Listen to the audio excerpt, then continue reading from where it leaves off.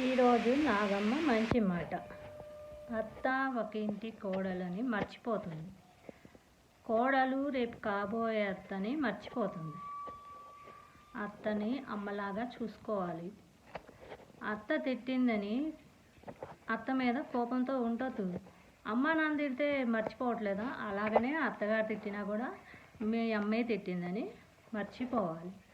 20 సంవత్సరాలకు వాళ్ళ కొడుకుని కని పెంచి వాడిని ప్రయోజకుని చేసి కోడలు గొప్ప చెప్తుంది.